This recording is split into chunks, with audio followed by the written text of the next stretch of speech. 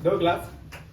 अगला टॉपिक है हमारा कि हम किस तरीके से डिटरमिनेंट को मल्टीप्लाई करते हैं उन डिटरमिनेंट्स को जिनका ऑर्डर सेम, डिफरेंट ऑर्डर नहीं होना चाहिए। जैसे यहाँ देखिए, ये 3/3 ऑर्डर का है और ये भी आपका 3/3 ऑर्डर का है। तो जब आप डिटरमिनेंट्स को मल्टीप्लाई करते हैं तो आपके पास तीन ऑप्शंस होते हैं इसको मल्टीप्लाई करने के। या तो आप रो को रो से, जैसे पहले रो को पहले रो से, पहले रो को सेकंड रो से, मतलब रो को रो से कर लो, या तो कॉलम को कॉलम से कर लो, या रो को कॉलम से कर लो। जैसे मैं आपको एक को यूज करके दिखा रहा हूँ क्या करना है। जैसे मान लो 3/3 का आपने मल्टीप्लिकेशन करना है, जो भी आपका डिटरमिनेंट आएगा मल्टीप्लाई करके वो कैसे निकाला जाएगा, फर्स्ट रो को फर्स्ट रो से मल्टीप्लाई करो तो ये आ जाएगा। इसको इससे मल्टीप्लाई करेंगे तो -2, 2 1 2, फिर 3 3 9। तो ये हो गया आपका आंसर। कितना आ जाएगा इसका? 9 आंसर आ जाएगा। तो ये आपका पहला एलिमेंट आ गया। क्या करना है, फर्स्ट रो को डायरेक्टली फर्स्ट रो से इंटू कर दिया। अब फर्स्ट रो को सेकंड रो से इंटू करोगे तो सेकंड एलिमेंट आ जाएगा। 3 -4 +3, तो 3 + 3 6, 6 - 2 4 आ गया एलिमेंट। ऐसी क्लास इसको इससे करते तो 2 2 1 2 और 3 2 6, ये 4 -6, ये आ जाएगा आपका -2। इस तरह से मैंने इसका पहला जो रो था वो निकाल लिया। क्या किया मैंने, फर्स्ट रो को फर्स्ट रो से, फिर फर्स्ट रो को सेकंड रो से, फर्स्ट रो को थर्ड रो से, ये रो वाइज मल्टीप्लिकेशन किया।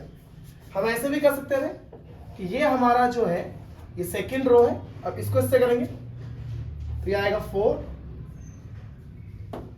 + 3 + 6, ये आपका आ गया 30।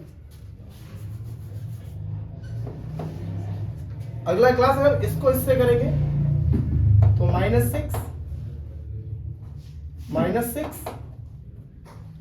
+ 2, तो -12 + 2 -10। अब इसको इससे करेंगे तो -4 + 3 -4, तो -8 और +3 आपका हो जाएगा -5। ऐसे आप थर्ड वाले एलिमेंट्स को उठाओ, 3 2 6, 4 1 4, -4 × 3 -12। ऐसे इसको इससे कर लेंगे हम लोग, 3 3 9, 4 2 8 और 4 1 4। अब लास्ट बच गया जो, इसको इससे मल्टीप्लाई कर लो तो 3 2 6 प्लस 4 1 4 और 4 2 8, ये आपका आंसर है। तो इस तरीके से हम डिटरमिनेंट को मल्टीप्लाई करते हैं। पर एग्जाम में जेईई के में ज्यादातर ये नहीं होता कि इसको मल्टीप्लाई वाले क्वेश्चन नहीं आते हैं, इसमें आते हैं रिवर्स मैनर। मतलब जैसे मैंने दो डिटरमिनेंट को मल्टीप्लाई करके रिजल्ट निकाला, एग्जाम में क्या होगा, रिजल्ट के बेस पे हमें इन दो को निकालना होगा, मतलब स्पैंड करना। उसमें से हम 2-3 क्वेश्चन करते हैं जो जेईई में आ रखे हैं, ठीक है। तो क्लास जैसे ये डिटरमिनेंट है हमारे पास, अब मैं इसको एक्सपैंड करूंगा, पता करूंगा कि हाँ भाई ये किन दो को मल्टीप्लाई करके आया है, और फिर इसका रिजल्ट हम पता करेंगे। अगर तुम नॉर्मल डिटरमिनेंट लगाने बैठ गए कि प्लस माइनस प्लस लगाया और सॉल्व किया तो पूरा पेपर निकल जाएगा। तो अब वो करना क्या है क्लास, ध्यान सुनिएगा। सबसे पहले आपको दो डिटरमिनेंट इस तरीके से बना लेंगे, ठीक है। ये दो डिटरमिनेंट बना लिए कि जिसको मल्टीप्लाई करके आया होगा। अब ध्यान सुनिए हम लोग कैसे मल्टीप्लाई करते थे। मल्टीप्लाई कर रहे थे फर्स्ट रो को इधर के फर्स्ट रो से, तो आपको ध्यान रखना है कि वो ऐसे मल्टीप्लाई हो ताकि मेरा पहला एलिमेंट आ जाए। याद है ना, फर्स्ट रो को फर्स्ट रो से मल्टीप्लाई करके ये पहला एलिमेंट मिलता था, और फर्स्ट रो को सेकंड से मल्टीप्लाई करके ये सेकंड एलिमेंट मिलता था, और थर्ड से मल्टीप्लाई करके ये थर्ड एलिमेंट मिलता था। तो आपको ये चीज ध्यान रखना है कि मैं कैसे मल्टीप्लिकेशन करूं ताकि रिजल्ट आ जाए। हो सकता है कि अगर ऐसा भी हो कि फर्स्ट रो को फर्स्ट रो से ना करके फर्स्ट कॉलम से रिजल्ट आ रहा, तो उस टाइम पे आपको देखना पड़ेगा थोड़ा सा कि किस वे में इसको मल्टीप्लाई करें ताकि हमारा रिजल्ट आ सके।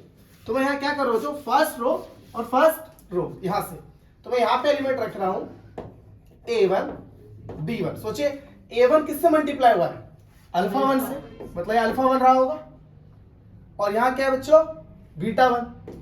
अब ध्यान सुनिएगा, जब आपने इसको इससे मल्टीप्लाई किया होगा तो A1 अल्फा 1 मल्टीप्लाई हुआ होगा, ये रहा, फिर B1 बीटा 1 से मल्टीप्लाई हुआ ये रहा, और दोनों ऐड होकर लिखे होंगे, पर तीसरा कुछ है नहीं, तो तीसरा हम बाय डिफॉल्ट क्या लेके चलेंगे 0। ठीक है, देखिए मल्टीप्लाई के देखो तो क्या आ रहा है, A1 अल्फा 1 ये रहा, B1 बीटा 1 ये रहा, बस तीसरा एलिमेंट है ही नहीं वहां पे, तो 0 into 0 0। अब अगला सोचो, अगला क्या होता था, इसको इधर किससे मल्टीप्लाई करें ताकि ये आए, तो A1 किससे मल्टीप्लाई होगा अल्फा 2 से, और B1 किससे मल्टीप्लाई होगा बीटा 2 से, ये एलिमेंट क्या होगा 0। मल्टीप्लाई कर देख लो ना, A1 अल्फा 2 ये रहा, B1 बीटा 2 ये रहा। अब सोचो कि ये एलिमेंट क्या होगा, A1 है किससे मल्टीप्लाई हो रखा है अल्फा 3 से, बीटा 3 से और 0। ठीक है, तो जो A1 है वो अल्फा 3 से ये रहा, B1 है बीटा 3 से ये रहा। अब अगला जब तुम लेते हो एलिमेंट तो क्या करोगे, ये आइडेंटिफाई करते हो, इसको इससे मल्टीप्लाई करते हो, तो अल्फा 1 तो वहां पहले से है ही, बीटा 1 भी है ही, तो ये दो बचे है कि नहीं, करके देख लो, A2 अल्फा 1 ये रहा, B2 बीटा 1 ये पूरा आ जाएगा आपका। अगर तुम यहां का एलिमेंट निकालते हो तो ये एलिमेंट निकालोगे, तो अल्फा 1 बीटा 1 वो पड़ा हुआ, तो यहां पे क्या चाहिए होगा सोचो, A3 B3, मल्टीप्लाई के देख लो, A3 अल्फा 1 ये रहा, B3 बीटा 1 ये रहा, फिर तुम इसको इससे मल्टीप्लाई करोगे ये आ जाएगा, इसको इससे करोगे तो ये आ जाएगा। मतलब तुम्हें खुद सोचना पड़ेगा कि हम कैसे मल्टीप्लाई करें ताकि हमारा रिजल्ट आ जाए, तो वो तुम्हें ऑर्डर याद रखना है कि मैं पहले रो को पहले रो से मल्टीप्लाई क्या करता हूं। अब एक ही कॉलम में 3 जीरो बच्चों, तो हमने प्रॉपर्टी पढ़ा है कि डिटरमिनेंट का वैल्यू 0 आता है, तो इसका वैल्यू 0, अगले का भी 0, आंसर आ जाएगा। ठीक है, राइट आंसर, क्योंकि एक पूरा कॉलम आपका 0 है तो पूरा डिटरमिनेंट क्या आ जाएगा 0 आ जाएगा। ऐसे और भी क्वेश्चन है, मैं आपको करवा रहा हूं। ठीक है, दो क्लास आपके सामने डिटरमिनेंट है, इसका वैल्यू आपको चाहिए, तो ना पहले से यहाँ पे जो आपके कॉस के एंगल्स के रूल्स होते हैं वो लिख देना, कॉस A माइनस P है तो cos A cos P plus sine A sine P, cos A minus Q cos A cos Q plus sine A sine Q, जो कॉस A माइनस B का identity होता है।